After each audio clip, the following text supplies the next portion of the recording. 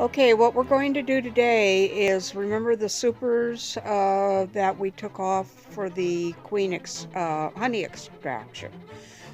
Today we're going to return these boxes back onto our hives because they are now totally empty of honey. As you can see, the cone is still, this is what the bees form. These are the cells.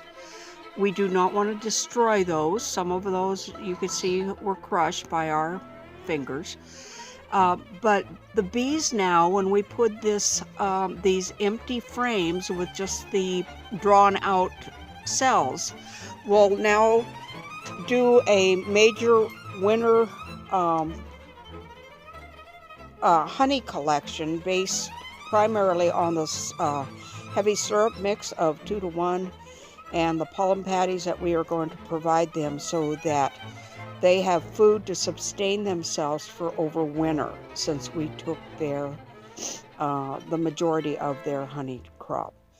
There is honey around the brood on the deep frames where the queen is and the majority of the workers and nurse bees are, but that will not be enough to sustain these bees over winter when it's cold. Like I said, these are the boxes that we're going to be returning. All of them are full with the drawn out cone. I will talk to you later. I'm coming into our kitchen. This is only, we have given away or sold about 1/4 of the honey that we put up from our raw honey that was extracted. I'm told by a number of people that have tasted this honey that it has the flavors of cinnamon and clove. Where the bees were acquiring their honey, their nectar, and their pollen, I am not sure. We didn't have that number of flowers available to them at our own property. So that means that they forage quite a distance to acquire the nectar and the pollen for their hive. Bees can forage, the furthest distance is about 3 miles, but if they go that far, they probably wouldn't be able to get back. They would lose their energy and die. Hopefully, they got enough foraging here within a mile and a number of acres that provided them with what they needed. Obviously, that was the case for this year for first-time beekeepers to acquire 57 pounds of raw honey harvested. See you soon. I had to show you our label.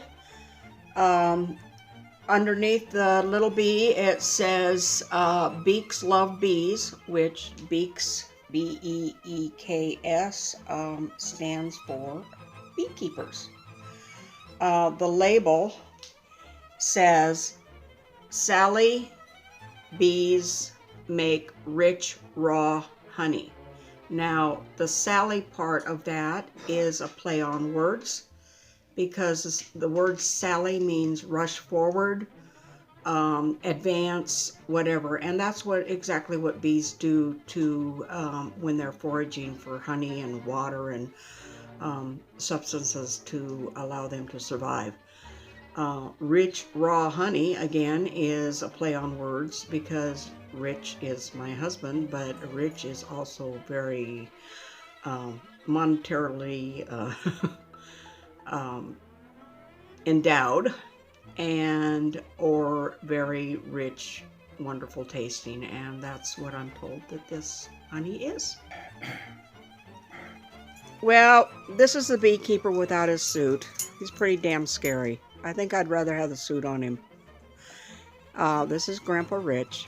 As you can see, we hang our coats, our bee suits, up outside after we take them off because they're all full of the smell of honey and everything like that, and we certainly don't want to attract those ants or anything else that loves honey smells into the house. Talk to you later. We'll be dressed up soon. Bye-bye.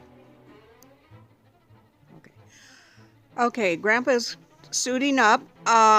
He's going to try and take a picture of me when I'm suited up. That should be interesting. Since I'm always the camera person and I want you guys to see me all dressed up like a snowman.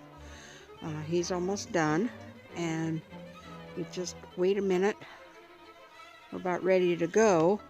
I know this is the wrong color for a bee wagon. It's green. It's a cloth one, but it works. We're also carrying the syrup. Okay, wait a minute. I'm gonna do the wagon. You're gonna take a picture of me.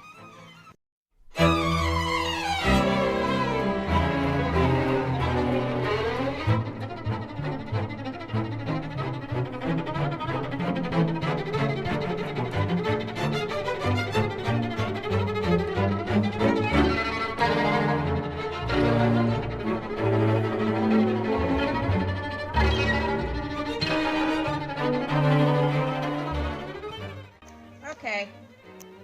Okay. I'm the wagon puller. We're going out to the hive.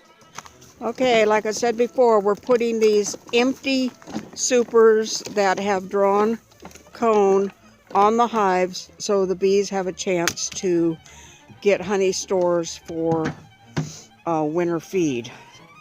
Grandpa, before we just take the feeder off. Okay. Grandpa has to take the feeder off because we have to put that super on underneath the feeder on top of the brood nest, which these are called our deeps.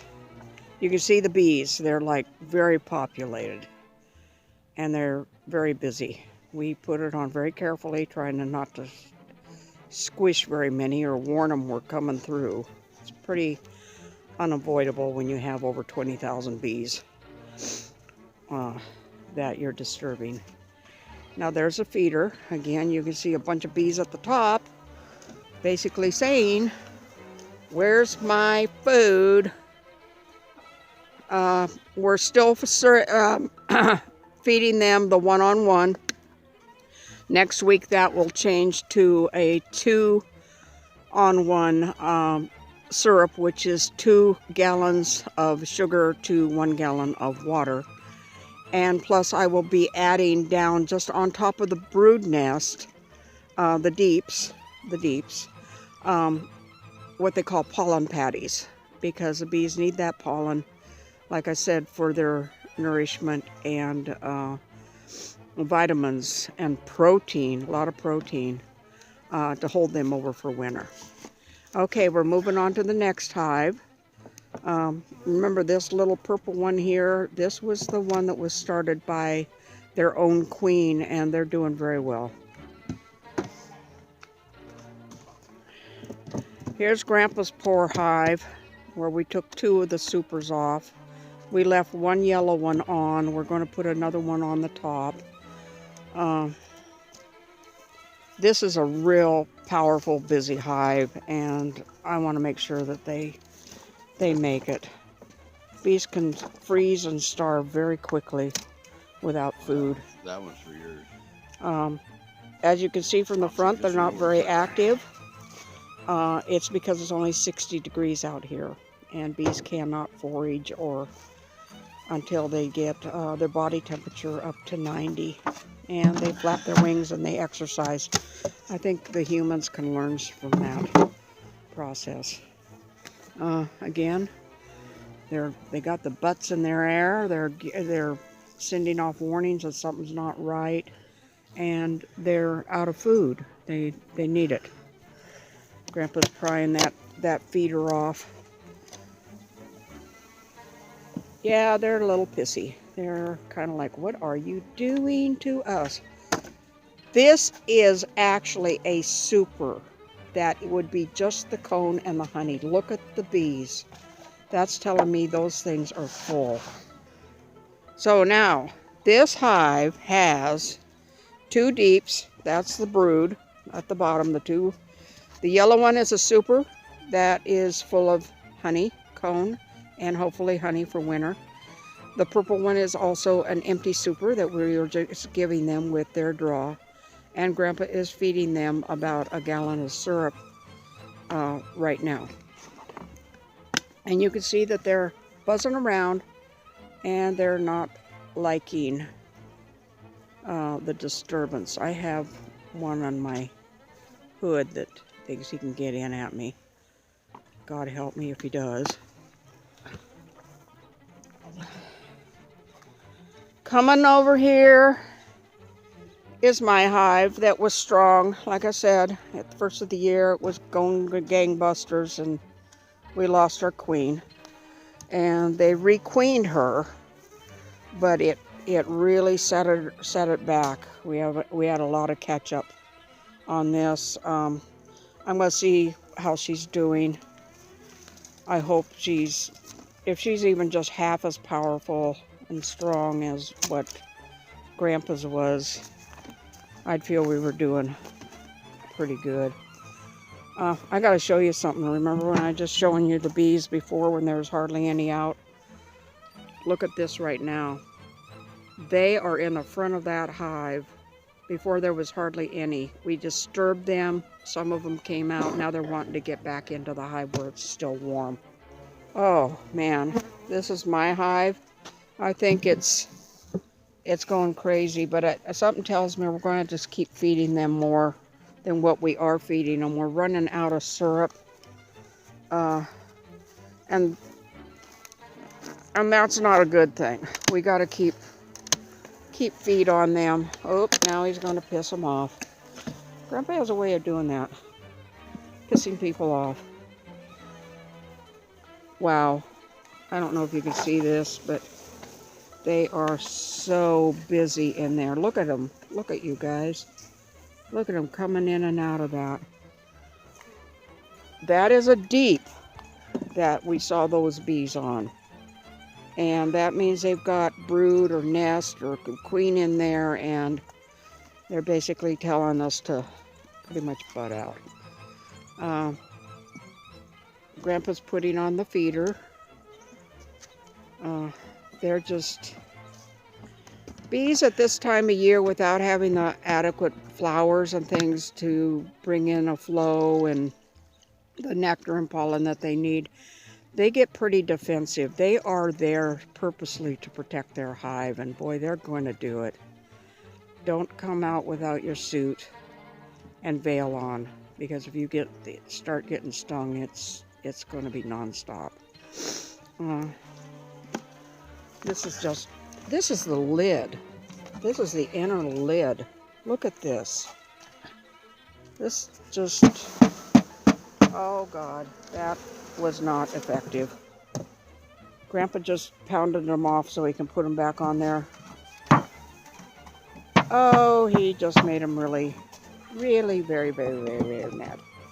Not a happy camper. And now see how they're flying to that front door entrance?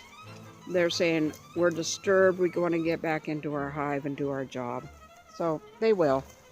The bunch of bees on the ground that's going to work their way up. Bad Grandpa. He should be stung. Okay, we're done here until the next time. And thank you.